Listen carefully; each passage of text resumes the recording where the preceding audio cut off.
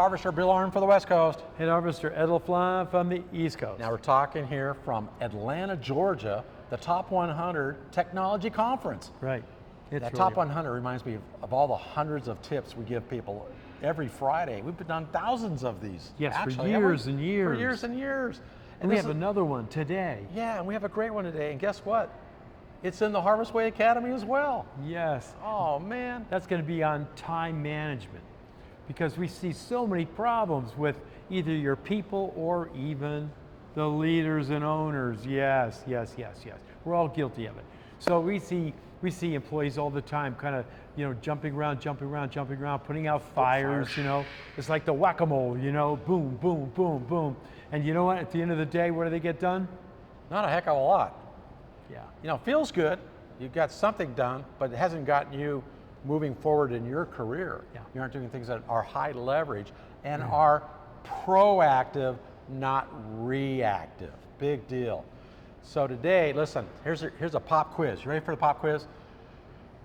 Now you got to be truthful with this. Go ahead and pull out your calendar or your schedule for the next 2 weeks, just 2 weeks.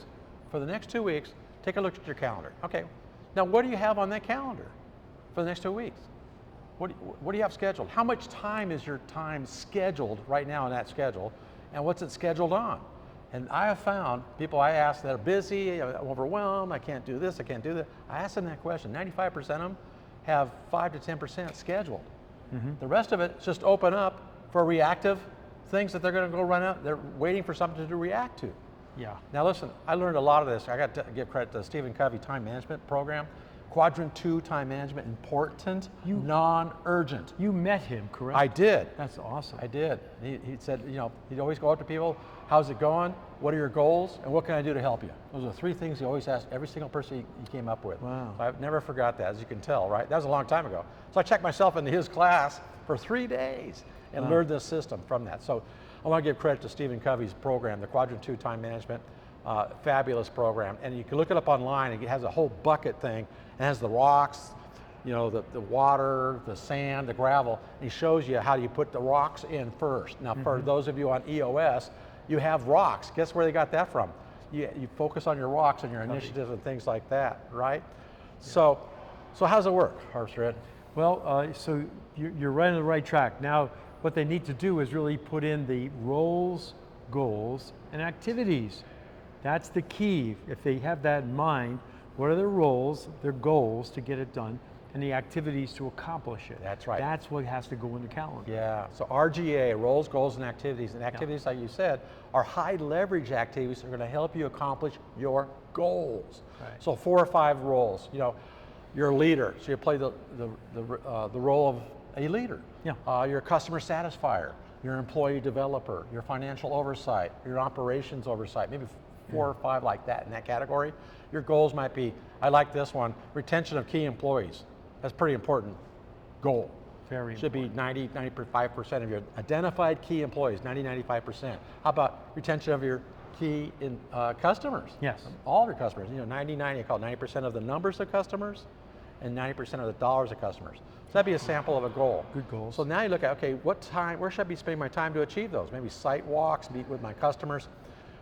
Listen, 50 to 60%, when you're really humming on this, 60% of your time will be scheduled in the activities will get you to your goals. So spend 50 to 60% of your time on high leverage activities.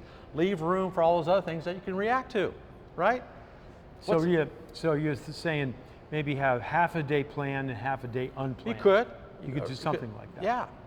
But your time should be scheduled in the high leverage activities. Otherwise, there'll be those little time robbers. They just come in and rob your time. Yes. And one way to help alleviate that is to start saying no. What's that word? No.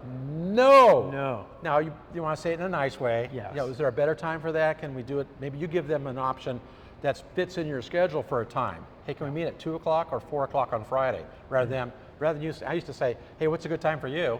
It was for them, but it wasn't for me. Yeah. So that's one tip that they gave us. So learn more about how to manage your time. Yes. Because time's precious. You can't capture it back, right? So click down below. We'll give you a couple tips and we'll follow up on this one tip we have today. Time management. This is all in the Harvest Way Academy? Harvest Way Academy. Man, that's awesome. Can't believe it. Yeah. What time is it, by the way? I think it's time to maybe get some red. Red wine. I think Hey. you're right. Let's Okay, go. let's go. Let's get All going. right. Come on.